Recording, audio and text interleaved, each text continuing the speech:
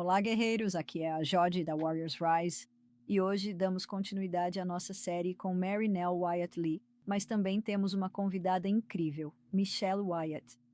E eu não sei como pronunciar seu sobrenome corretamente. É da Chanel? Shellas, Muito bem, então eu também quero dar as boas-vindas a vocês. obrigado. Hoje vamos falar sobre Sodoma e Gomorra e sobre as descobertas de Ron. Estamos muito animados em trazer a palavra do Senhor e as evidências que a comprovam.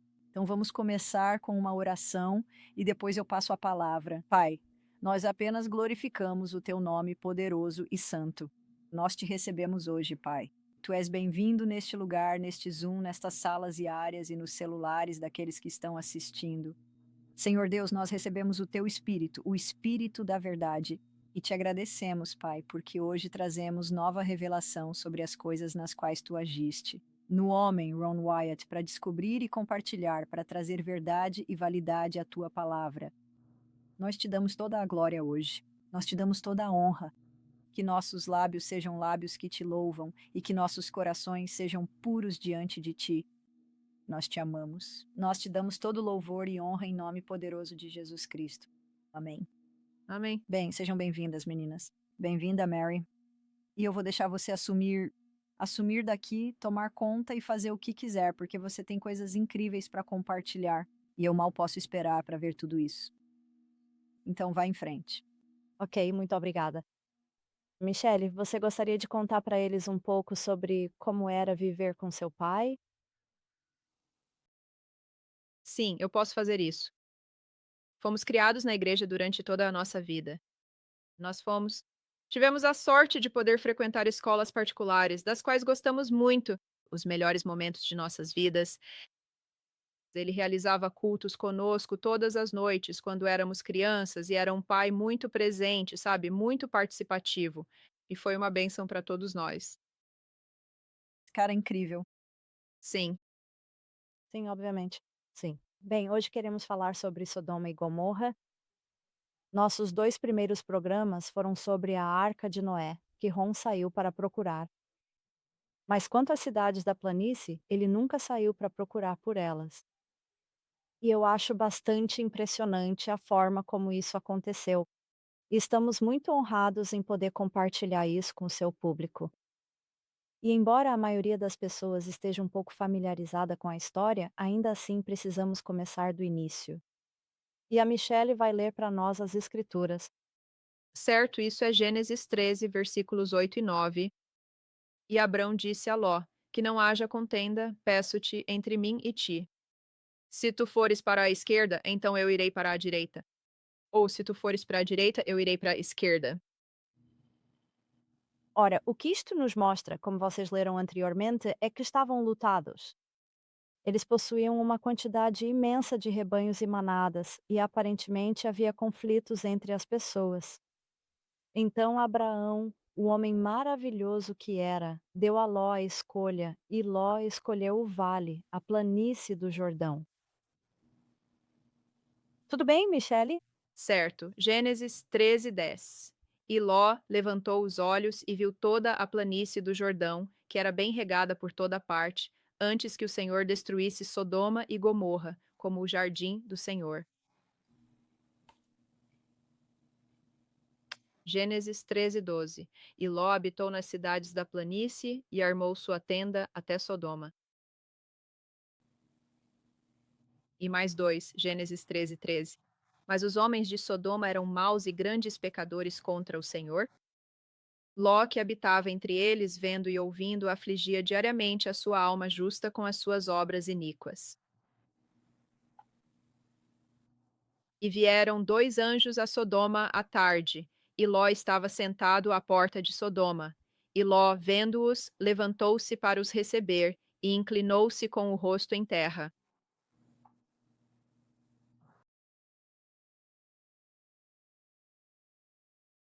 E ele então lentamente acabou por finalmente pronunciar as palavras.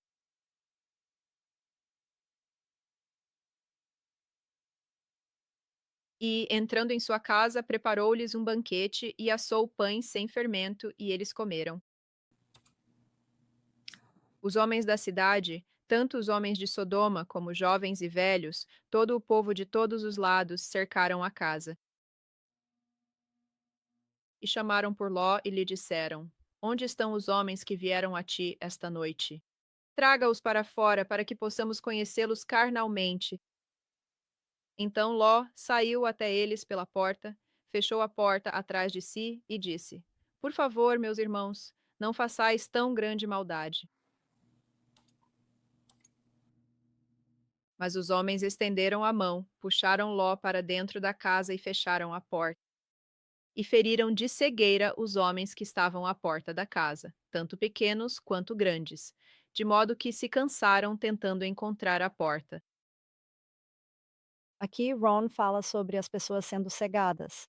Na porta de Ló, quando ele fala sobre o motivo, os restos de Sodoma e Gomorra não foram identificados até agora. Se você lê a história da visita dos anjos a Ló em Sodoma, eles estavam tentando tirar aqueles que achavam serem dois jovens, basicamente indo direto ao ponto. Bem, Ló estava fazendo o possível para proteger essas pessoas porque eram seus convidados. Finalmente, os anjos estenderam a mão e puxaram Ló para dentro porque aquelas pessoas estavam começando a ficar agressivas com ele. E diz: E eles cegaram os homens de Sodoma, de modo que se cansaram procurando a porta. Bem, quando li sobre isso pela primeira vez e ouvi a história, simplesmente presumi que Deus os havia cegado, mas não é isso que está escrito. Os anjos, é claro, pelo poder de Deus que lhes foi concedido, fizeram algo com aqueles homens que os tornou incapazes de encontrar a porta de Ló. Eles conseguiram voltar para casa depois de se cansarem. E então, se ele pode esconder uma porta de pessoas tão determinadas a entrar na casa de um sujeito, então acredito que ele simplesmente fez algo com as pessoas que passavam por ali para impedi-las de ver isso, até que ele estivesse pronto para que isso fosse revelado. E os homens disseram a Ló: Tens aqui mais alguém, genro, teus filhos, tuas filhas e tudo o que tens na cidade? Tira-os deste lugar, pois vamos destruir este lugar, porque o clamor deles se tornou muito grande diante do Senhor. E o Senhor nos enviou para destruí-lo. Ló pediu para fugir para Zoar porque disse que era uma cidade pequena e, de acordo com as escrituras, a grande destruição das cidades. E isso é algo que a maioria das pessoas pensa. Isso aconteceu assim que ele saiu, mas não ocorreu até que ele estivesse seguro em Zoar. O sol já havia nascido sobre a terra quando Ló entrou em Zoar. Então o Senhor fez chover sobre Sodoma e Gomorra enxofre e fogo da parte do Senhor, desde os céus. E ele destruiu aquelas cidades, toda a planície, todos os habitantes das cidades e tudo o que crescia sobre a terra. Porque ela Era esposa dele, olhou para trás, atrás dele, e se transformou em uma estátua de sal. Agora, tivemos que apresentar esse contexto porque todo mundo acha que conhece a história de Sodoma e Gomorra. E quando você lê os detalhes, você realmente entende. Talvez tenha deixado passar alguns. Então, a primeira pergunta é: onde ficavam essas cidades? E o limite dos cananeus ia desde Sidom, ao entrares em Gerar, e até Gaza, ao ires para Sodoma e Gomorra, Adimá e Zeboim, até Laza. Este mapa mostra as localizações que Rom encontrou e que ele acreditava serem Sodoma, Gomorra, Adimá e Zeboim. E essas cidades formam hoje a fronteira leste do Mar Morto. E este mapa mostra o atual Israel, especificamente Jerusalém, até o Golfo de Acaba, bem na parte inferior. E isso é interessante porque foi assim que Rom acabou encontrando esses lugares, pois o Golfo de Acaba era onde ele estava procurando pelas partes de carruagem no Golfo, no Mar Vermelho. Então, ele fez aquela longa jornada descendo de Jerusalém, indo até a metade do Golfo de Acaba e continuou passando por esses locais. Eis como os destroços se apresentam vistos da estrada. Você não acha, Michel? Você se lembra de quando os viu pela primeira vez? Ah, sim, é incrível. É possível perceber, obviamente, que são estruturas feitas pelo homem, Sim. E elas são definitivamente únicas da região circundante. E este local específico que acreditamos ser Gomorra está situado, a estrada que leva a Massada o atravessa. Então, este é o mais fácil de chegar. Por isso, grande parte do nosso vídeo será de lá, em vez de outros lugares. Agora, não se pode esperar que estruturas de cinzas com 3.900 anos estejam em perfeito estado, mas conseguimos ver o que parecia ser uma estrutura. Mas Ron sabia que precisava de mais evidências para convencer outras pessoas. Em 1989, Ron nos levou a um local que ele tinha certeza de que era uma das cidades. Ele nos disse que era cinzento, então pegamos algumas amostras. Agora, como você pode ver aqui, isso é muito cinzento. E quando você esmaga com a mão, ele simplesmente se desintegra em um pó tão fino quanto talco. Você viu ele fazer isso? Olhe para as mãos dele. Contudo, nós ainda tínhamos plena consciência de que necessitávamos de um volume maior de evidências. E elas viriam muito em breve. Eu dirigi para lá e para cá por ali, muitas vezes. Sabe, você tem que passar por ali, pegar o prato K, você tem que passar por ali e chegar ao local da travessia do Mar Vermelho. E eu parei. E mostrei aos meus trabalhadores, meus 2 filhos e quem mais estivesse nos ajudando essa cinza.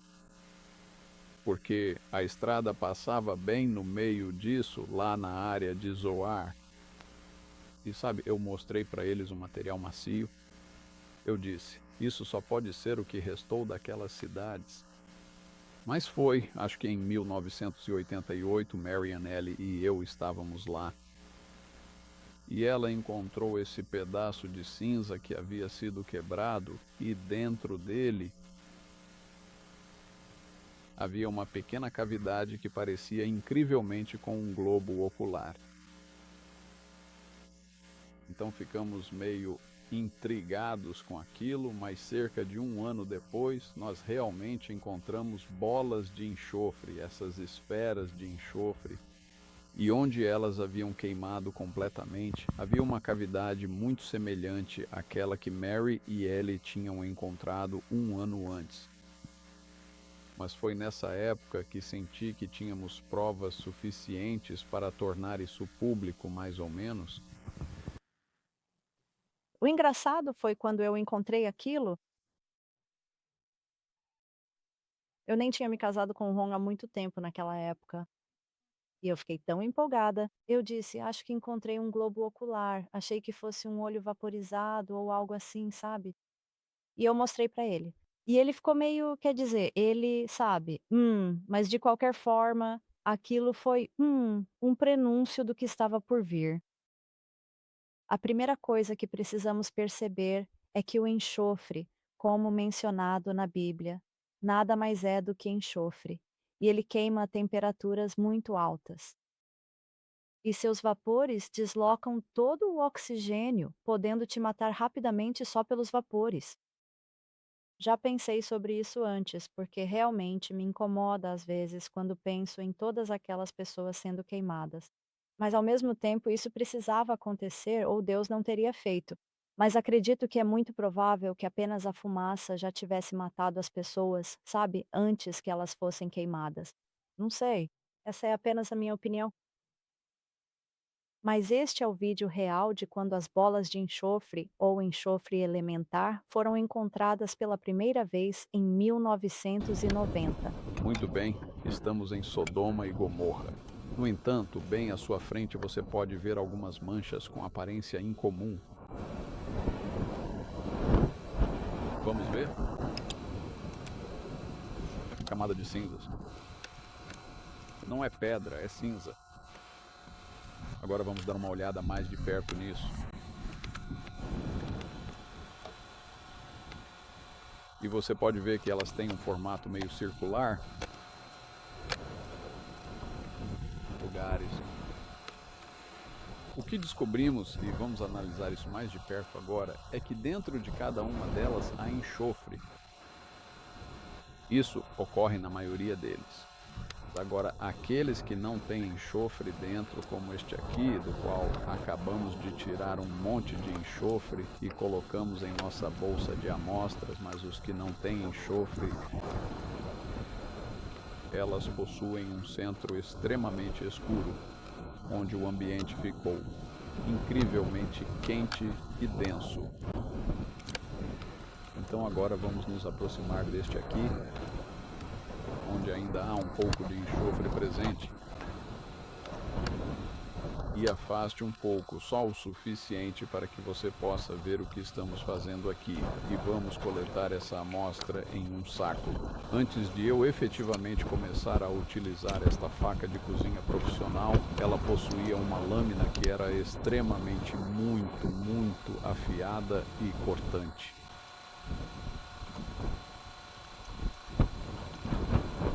Certo, aqui está o que você pediu. E nós coletamos um pouco mais. E cheira.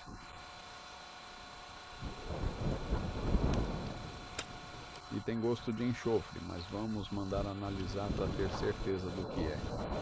O que parece ter acontecido é que de algum lugar enxofre em chamas caiu em intervalos irregulares. Como você pode ver, essas manchas neste material aqui incendiou a cidade inteira. Ou algo que queima com enxofre queima muito quente. E a cinza resultante é mais pesada do que os materiais originais que saem do processo de combustão. E isto é mais daquela mesma viagem e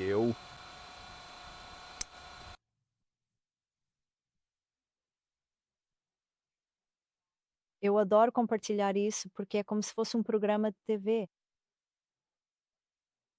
Você está lá porque isso está acontecendo naquele momento, e eu não pude ir nessa viagem e fiquei muito triste. Agora, a Bíblia nos diz que choveu fogo e enxofre sobre as cidades de Sodoma e Gomorra.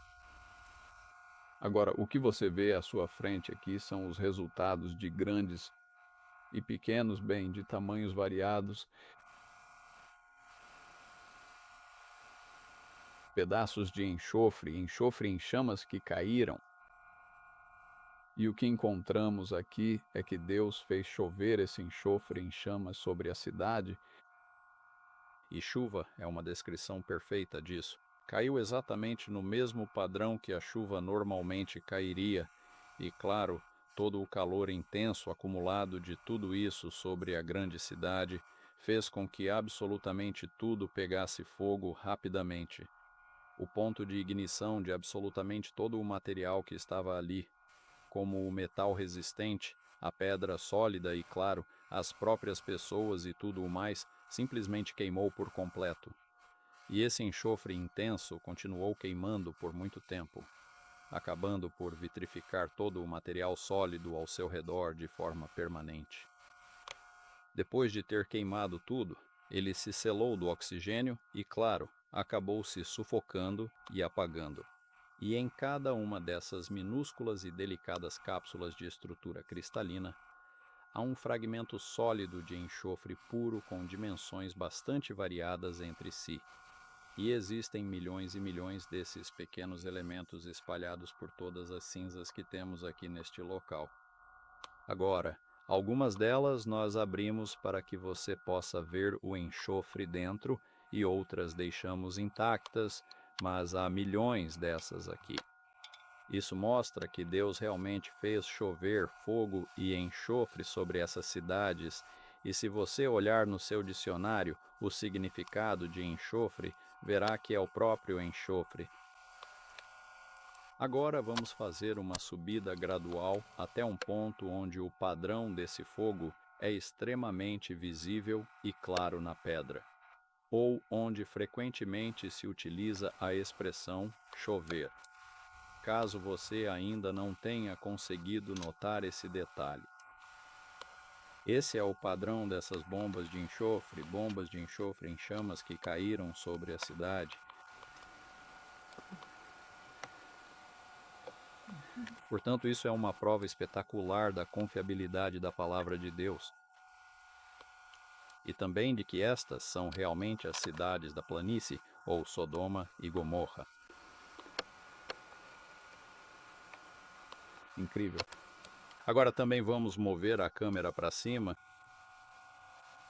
até o pináculo de onde veio esse lote específico de material.